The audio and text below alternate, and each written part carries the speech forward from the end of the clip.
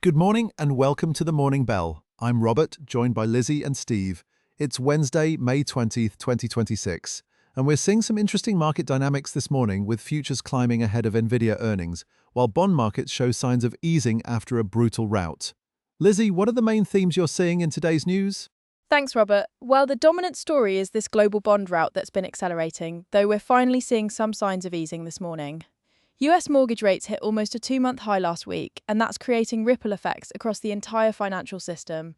We're seeing a surge in demand for riskier loans as borrowers get priced out of conventional mortgages, which is a concerning signal about credit quality deterioration. On the retail front, we're getting this mixed picture that's actually quite revealing about the consumer target. Absolutely crushed estimates and hiked their sales outlook, saying shoppers are starting to return, and their turnaround plan involving upscale baby gear and revamped shopping carts is gaining traction. Meanwhile, Lowe's also beat expectations despite what they're calling a challenging housing backdrop. But here's the tension: rising mortgage rates are creating headwinds for housing-related retailers, even as general merchandise shows improvement. The big focus today is obviously Nvidia earnings after the close, which is why we're seeing futures higher across the board. The semiconductor space has been under pressure lately with concerns about AI infrastructure costs rising, and there's a Wall Street Journal piece out suggesting higher prices could actually slow the AI building boom. That's a narrative worth watching because it challenges the assumption that AI spending is completely price inelastic. That's a significant development with the bond markets. How are you reading the market's interpretation of these mixed signals from retail and the concerns around AI spending?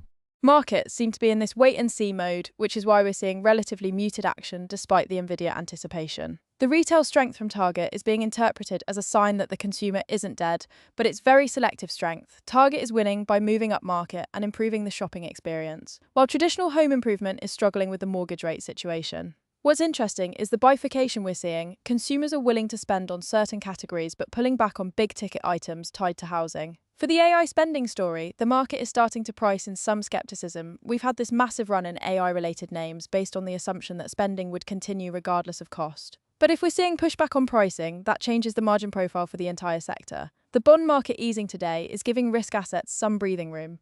But I'm watching whether this is just a technical bounce or the start of genuine stabilization. The fact that we needed bond yields to back off before equities could rally tells you how sensitive markets are to the rate environment right now. Given all these cross-currents, what does this mean for traders looking at the indices today? For the major indices, we're seeing some technical setups that deserve attention. The S&P 500 is holding above its 50-day moving average, which has been a reliable support level over the past month. We're trading in this range between 5,200 and 5,400, and the Nvidia earnings could be the catalyst that breaks us out of this consolidation pattern.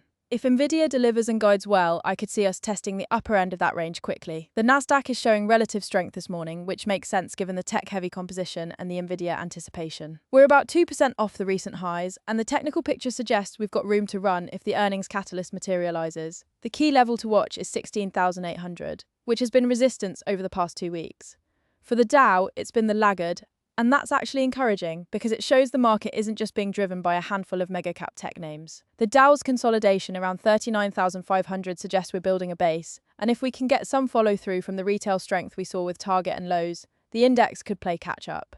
The trading opportunity I'm watching is whether we get a risk-on move that lifts all boats, or if this remains a stock pickers market where you need to be very selective about sector exposure.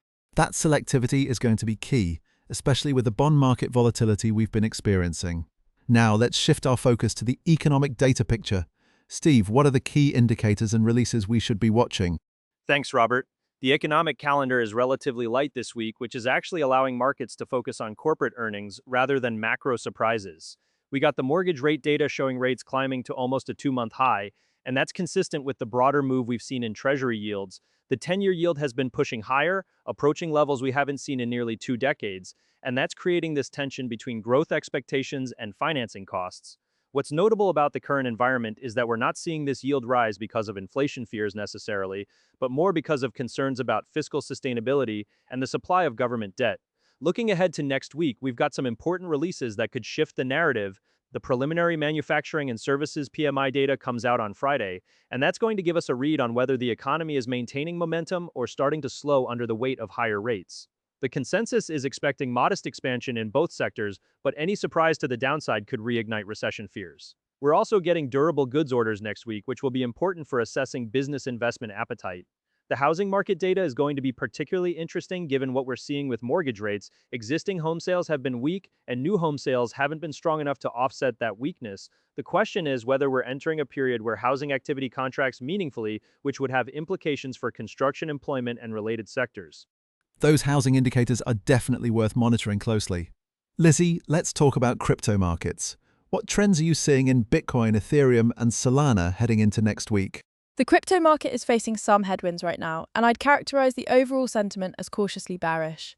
Bitcoin is struggling to maintain momentum above that $77,000 resistance level, and we're seeing some concerning signals in the holder behavior. Recent data shows that newer Bitcoin holders sold about 770 million nuts worth at a loss, which indicates weak hands are capitulating around these levels. The interesting dynamic is that while we're seeing this retail capitulation, Bitfinex longs are at 2.5-year highs, which suggests more sophisticated traders are accumulating on dips. The challenge for Bitcoin is the macro environment, specifically those rising bond yields we've been discussing. When the 10-year Treasury is approaching 20-year highs, it creates systematic pressure on risk assets, and Bitcoin is no exception. Analysts are pointing to support levels around $70,000 to $65,000 if we can't hold current levels. There is a bullish MVRV setup that some analysts think could target $95,000, but that requires the current support to hold firm. On the positive side, we're seeing interesting regulatory developments with South Carolina passing pro-Bitcoin mining legislation. And there's this broader narrative emerging about Bitcoin miners pivoting to AI infrastructure, which Bernstein highlighted as making them critical suppliers in that space. Ethereum is facing more significant challenges with a bearish outlook.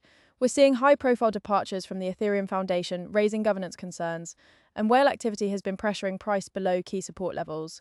That critical 2,000 psychological support is under severe pressure right now. The technical picture shows a bullish channel breaking down, and if we lose 2,000 convincingly, we could see accelerated selling. There's also this cautionary tale about a Korean funeral company that recorded $33 million in unrealized losses on leveraged Ethereum ETFs, which highlights how institutional leverage positions unwinding can create additional selling pressure. On the development side, Vitalik Buterin announced a 3-step privacy upgrade roadmap, which is a long-term positive, but the market is focused on the near-term technical damage. Solana is showing the most resilience among the 3 major coins, with a neutral to bearish sentiment. Futures funding rates have turned negative, which typically indicates bearish positioning, but can also signal oversold conditions. Analysts are pointing to $78 as a potential support level to watch. What's interesting about Solana is the ecosystem strength we're seeing despite the price weakness. Pump Pun contributed over 1/3 of Solana's Q1 revenue, even with the memecoin slowdown, which shows revenue diversification and ecosystem maturity. The memecoin narrative cooling is affecting speculative interest, but the underlying fundamentals are holding up better than the price action would suggest.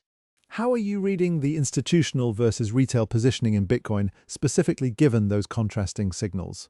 It's a classic divergence that often marks transitional periods in the market. The retail capitulation we're seeing with recent holders selling at a loss is typical late-stage correction behavior.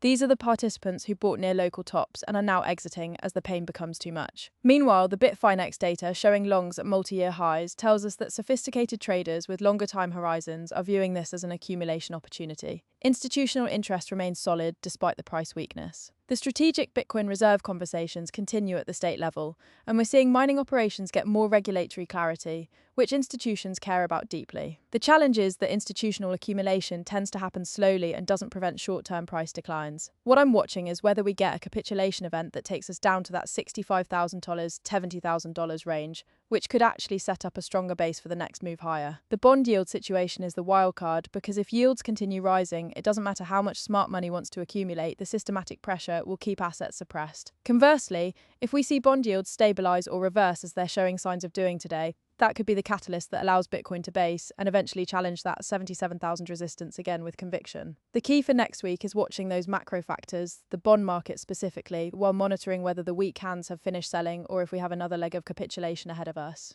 Well, that gives us plenty to watch as we head into the rest of the week and monitor how these various market themes develop. Remember, do your own research and consult with financial advisors before making investment decisions. If you found today's discussion valuable, please subscribe to the Morning Bell and join us tomorrow as we continue tracking these markets. I'm Robert. Thanks for listening.